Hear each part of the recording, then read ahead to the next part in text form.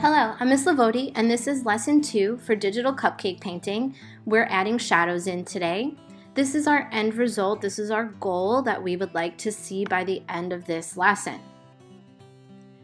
You're going to start by opening up your Medibang Paint app and selecting from My Gallery on the left-hand side in order to find your previous file that you started the other day. So once you select your project, get yourself situated here and take a look. I'm hiding my photo layer just so we can see where you left off yesterday or the day before with your work. The color layer should be at 50% opacity, and what we are going to do today is add another color layer, which is going to get placed underneath your current color layer that has your candy and sprinkles.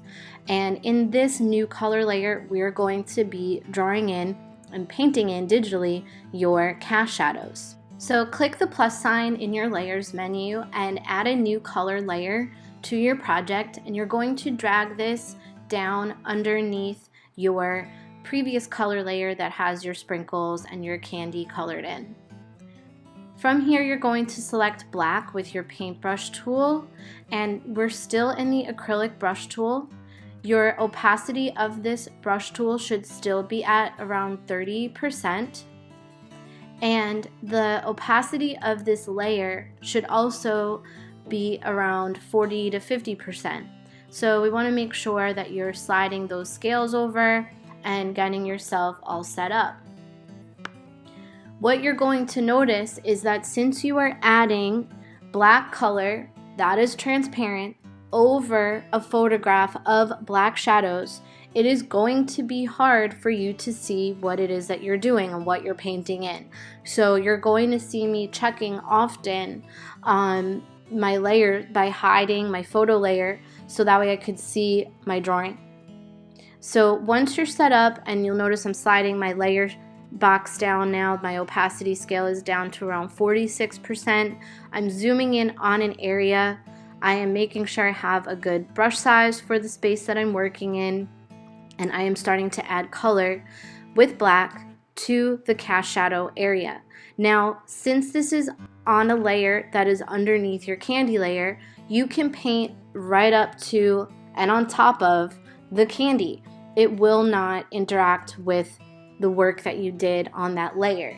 It might appear like it's making that candy look darker, but once you bring your opacity up in all of your layers and you remove your photo layer, it will be just fine. So this is how we check our work.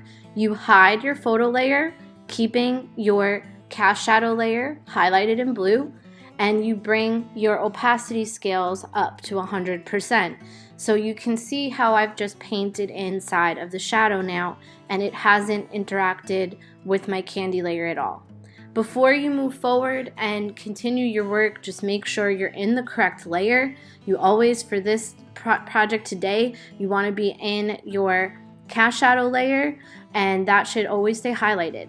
So I'm working my way around all of my cast shadow spaces. Anything that looks like it's a dark black shadow, I am painting inside of it. At this time, you're going to keep adding black to the cast shadows that you see on your background spaces. These would be shadows that are around shapes of candy, sprinkles, or anything that is on your background negative space. So what you'll see me do here in this speed painting version is I am going around and I'm finding all of my cast shadows. Periodically, I am hiding my photo layer by clicking that eye icon and checking my work, seeing if I missed any spaces. I'm working around all of the large cast shadows that I see that are overlapping my background space.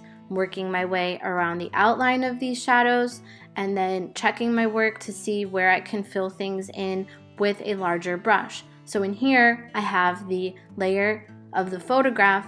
I have it hidden, and I am working in my cast shadow layer to add in my shadows.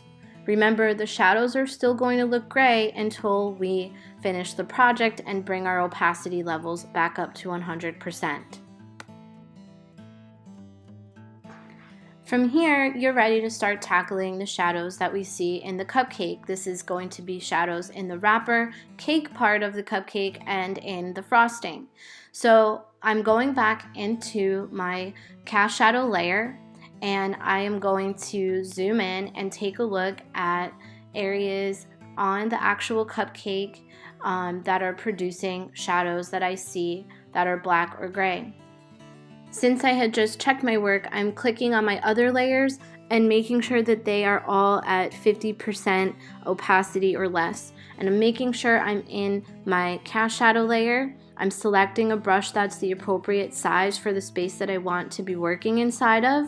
So since I'm going to start in this shadow in here, I'm picking a smaller brush and I'm going to start to color inside of that space again with black paint on my paintbrush, on my digital paintbrush, and I'm following around all the shapes that I see that are totally black. If a space is white, I do not need to paint any black into those spaces. And remember, since you're working in a layer underneath your candy layer, you can still color right on top of your candy and it won't interact with your candy layer at all.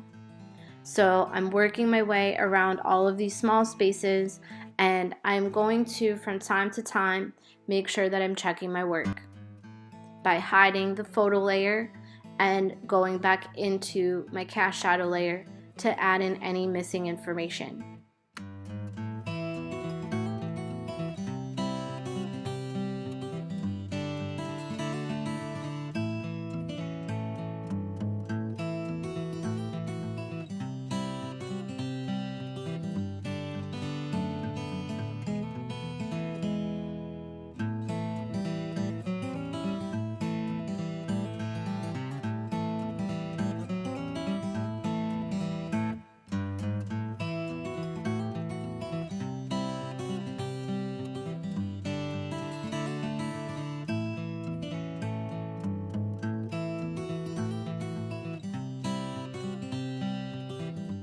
So you can see from here I've been able to fill in most of the big shadow that is on the right hand side of the cupcake.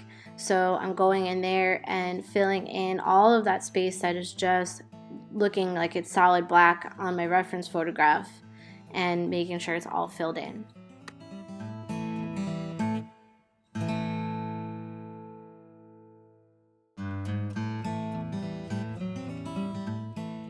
From here you can look at your frosting and zoom in. You can use a lighter pressure or force with your finger or stylus so you don't apply such solid black to the cupcake, especially if your shadows don't look like they're solid black on the frosting.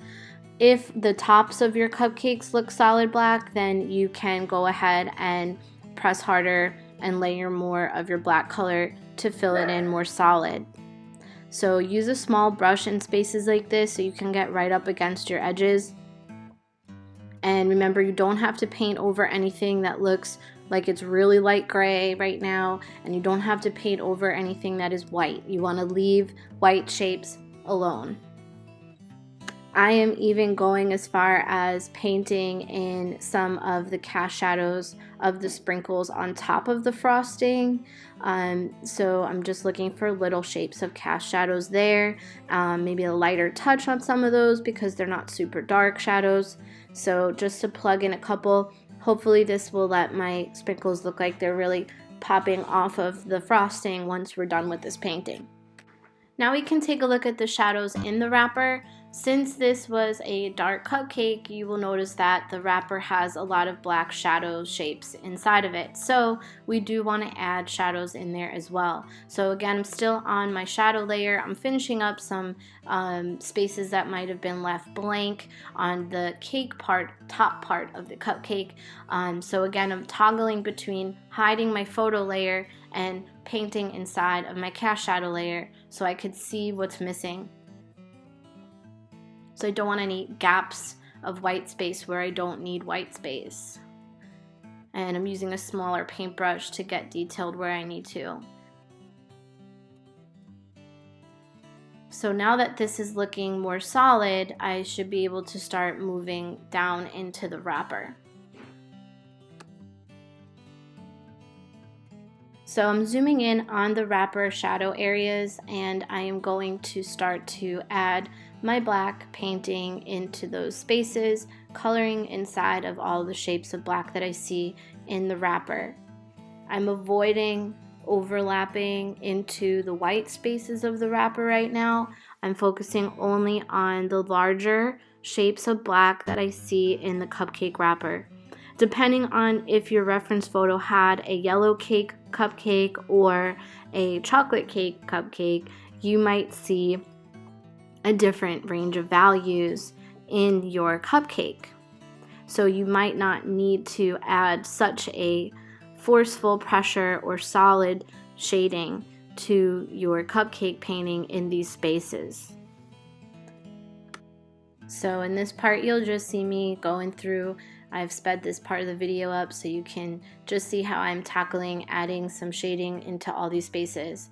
I know that it doesn't look like I'm painting in there, but I am, so you could see I'm checking my work and going back and filling in any gaps of white space that I do not need to see in my painting.